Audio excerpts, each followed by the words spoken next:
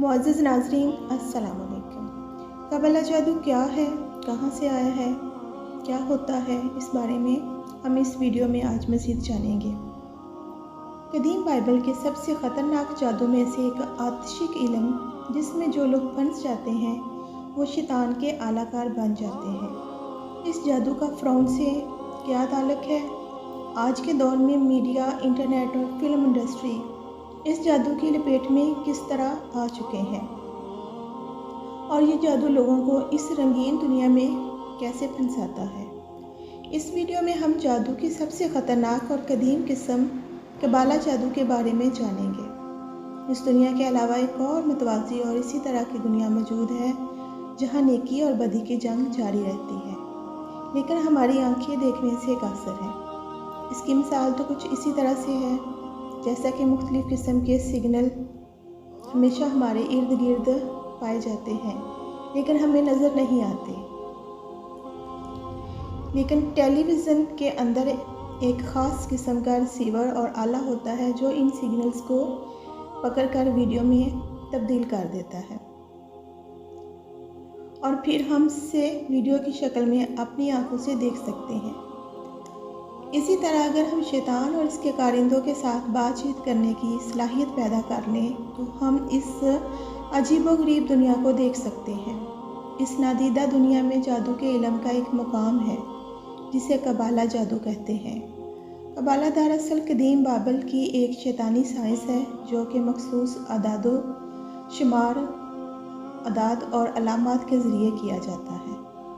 कबाला जादू से जुड़े हुए लोगों की दुनिया बाहर से रंगीन और खूबसूरत लगती है, लेकिन इसके अंदर बहुत ही भयानक और बदसूरत इसकी हकीकत है।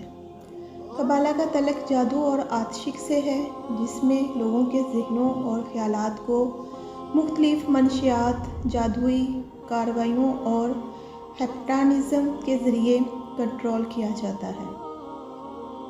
यही वजह है कि कबाला जादू को जादुई दुनिया का सबसे ख़तरनाक जादू समझा जाता है। कबाला जादू हज़ारों साल पहले बाबिल की तहज़ीब में शुरू हुआ था और इस किस्म के जादू ने इस कदर तरक्की की कि आहिस्ता आहिस्ता एक खुफिया मज़हब में तब्दील हो गया और फिर वक्त गुजरने के साथ साथ ये एक पूरी तहज़ीब की शक्ल इख्तियार कर चुका है। जबकि बाज़ मुहक्किकीन के मुताबिक कबाला जादू बनी इसराइल से शुरू हुआ था।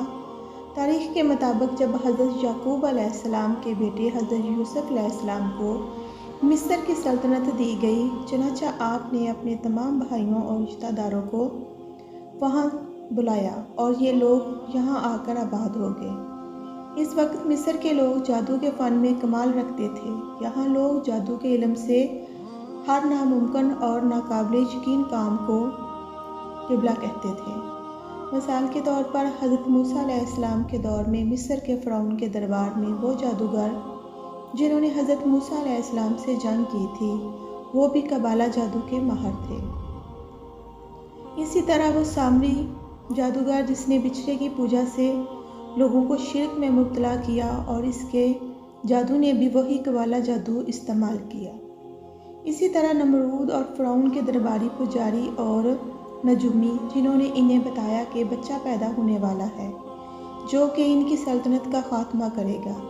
ये पेशनगोई भी कबाला जादू के ज़रिए ही की गई थी। लेकिन एक वक्त ऐसा आया कि अल्लाह रब्बुल इज़्ज़त ने हज़रत मूसा अलैहिस्सलाम को अपनी कौम के साथ फ़लस्तीन की तरफ हिजरत करने का हुक्म फरमाया।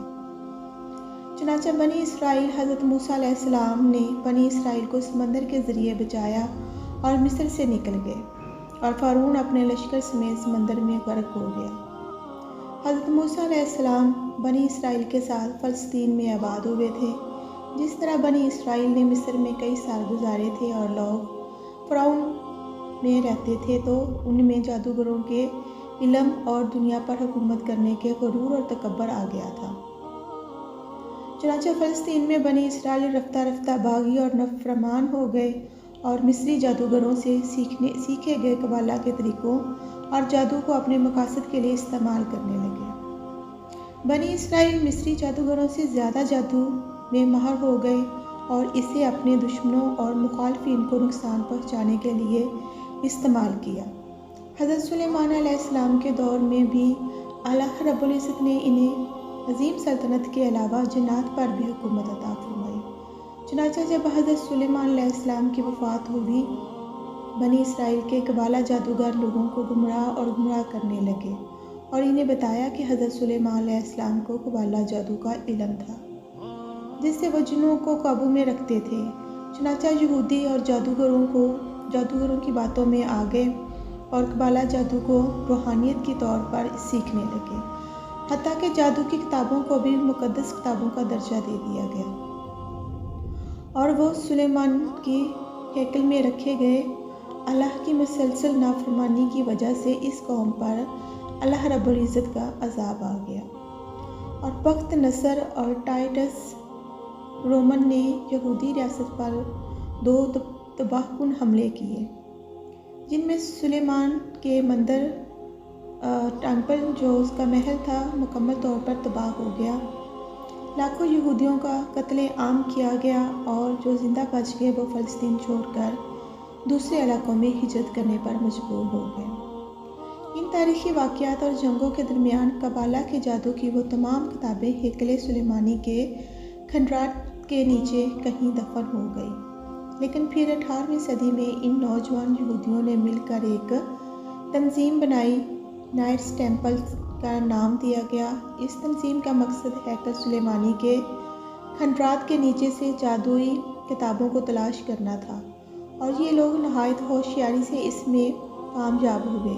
جن کے پاس قبالہ جادو اور پراسرار رسومات کا تمام علم تھا۔ ان نائٹس ٹیمپلرز کا مقصد ان تمام کتابوں کو حاصل کرنا اور دنیا پر حکومت کرنے کے لیے اپنی غیر معمولی طاقتوں کا فائدہ اٹھانا تھا۔ یہ لوگ عیسائیوں کے ساتھ مل کر صلیبی جنگوں میں شامل ہوتے رہے اور وہ اپنا حصہ یعنی عیسائی ہونے کا بہانہ کر کے دنیا پر حکومت کرنے کے خواب دیکھتے رہے، لیکن سلطان صلاح الدین ایوبی جیسے مسلم حکمرانوں کی موجودگی میں ان کے ناپاک عزائم کامیاب نہ ہو سکے۔ چنانچہ جب عیسائیوں کو معلوم ہوا کہ یہ نائٹ ٹیمپلر یہودی ہیں تو انہوں نے انہیں قتل کرنا شروع کر دیا، جس کے بعد یہ نائٹ ٹیمپلرز اسکاٹ لینڈ کی طرف ہجرت کرنے پر مجبور ہوئے اور پھر آہستہ آہستہ اپنا اثر پورے برطانیہ تک پھیلا دیا۔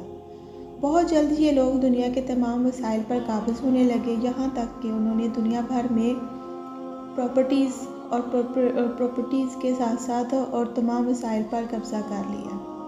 یہ تنظیم دنیا بھر سے تربیت یافتہ اور تجربہ کار افراد پر مشتمل تھی۔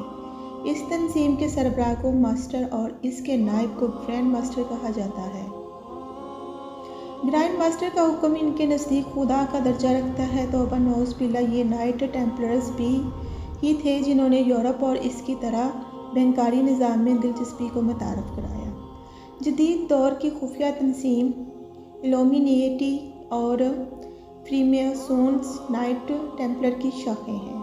کہا جاتا ہے کہ دنیا کی کل آبادی کا صرف 1% ایلومیناٹی ہے، جو دنیا کے امیر ترین لوگ ہیں، اور یہ آپ کی بلڈ لائن یعنی فیملی ہے، جو نسل در نسل شیطان کی عبادت کر رہے ہیں۔ یہ لوگ دنیا کے مالیاتی نظاموں اور ریزرو بینک کے مالک ہیں، اور دنیا کے اس سے 90% وسائل پر ان کا کنٹرول ہے۔ ان کا اصل مقصد شیطان کو فروغ دینا ہے، اور ان کا طریقہ کار یہ ہے کہ اپنے شعبے کے مشہور لوگوں کو کس حد تک اپنے حلقے میں شامل کریں اور پھر اپنے ہی لوگوں کو عوام میں مشہور کر کے لوگوں کے دلوں میں جگہ بنا لیں۔ قبالہ کے جادوگر اپنے جسم پر مختلف علامتوں میں ٹیٹو بنواتے تھے، جس میں مثلث، 5 نکاتی، ستارہ اور ایک آنکھ والی علامتیں استعمال کی گئی۔ قبالہ کے جادوگر اکثر ایسے لوگوں کو اپنے آواز کے طور پر استعمال کرتے تھے جو مشہور شخصیات کی لسٹ میں شامل ہوتے تھے۔